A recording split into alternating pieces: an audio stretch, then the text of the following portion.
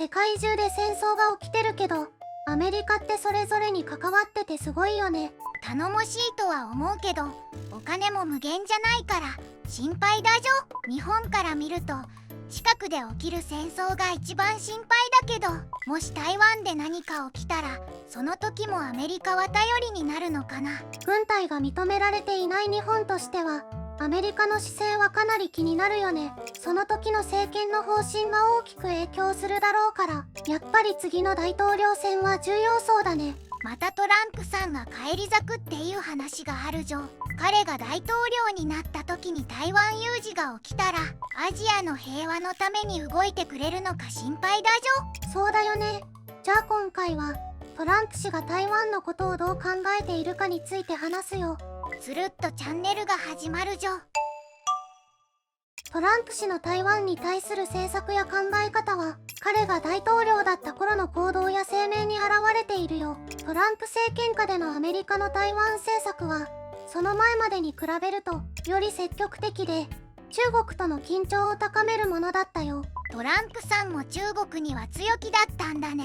さすがだじょ。トランプ氏の台湾に関する方針や行動についていくつか挙げると、1つ目に台湾との直接コミュニケーション。トランプ氏は2016年12月に台湾の蔡英文総統と電話会談しているよ。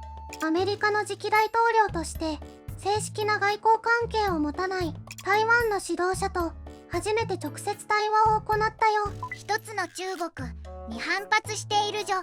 さすがトランプさん。もちろんこの行動は中国からの強い反発を招いたけどね。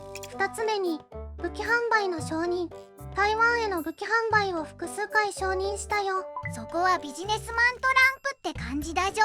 この武器販売は台湾の自衛能力を高めることを目的にしているから中国から反発はあったけど、アメリカと台湾の防衛関係の強化につながったよ。3つ目に台湾との関係強化。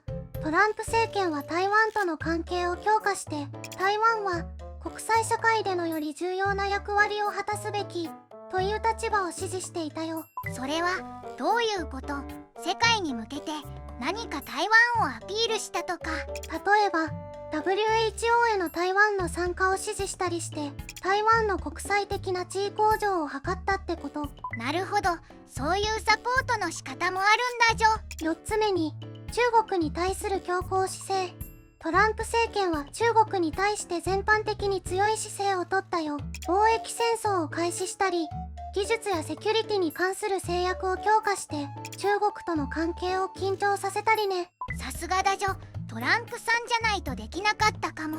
とにかくトランプ氏の台湾に対するアプローチは中国との戦略的競争を強化する一環として捉えられているよ。だから台湾周辺の安全保障の話も目立つようになったじょ。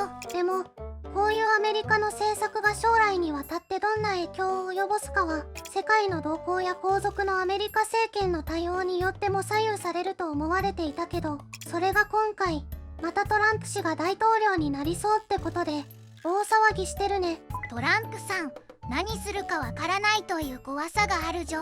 そこだよね。彼はアメリカの利益のためなら台湾を見捨てることもあるんじゃないかって心配されてる。トランプ氏がビジネスマン出身なのは有名だし、それが彼の政治的決断からも特に外交政策から見ても実際性と取引を重視しているところに現れているよ。彼の任期中は一貫して台湾を支持して中国に対して強硬な姿勢を取るというものだったけど、彼がまた政権を担うとしてもそういった彼の影響力が外交にどう影響を与えるかはわからない。戦争とか経済とか前と状況が変わった部分もあるじょ。トランプ氏がアメリカの利益を最優先するという姿勢を考えると、理論的にはもしアメリカが経済的または戦略的利益が重大な脅威にさらされた場合、台湾を見捨てるような選択もあるかもしれない。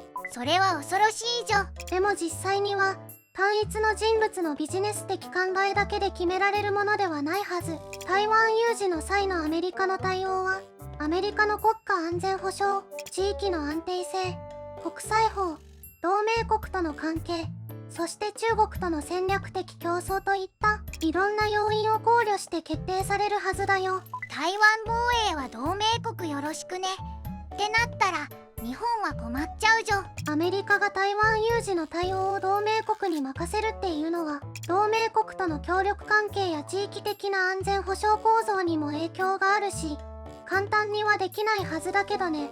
それにアメリカ国内では台湾に対する支持が党を超えて共有されているし、台湾への軍事的外交的支持は一人の大統領の意向を超えたものになっているよ。トランプさん一人の独断でとんでもない判断はしにくいってことだじょ。そうだよ。だからまずは大統領選を見守ろうか。その間に日本もスパイや国防に関する法整備をしっかり進めてほしいじ今回のつるっとチャンネルはここまで。ょ。よかったらいいねとチャンネル登録をお願いします。また見に来てね。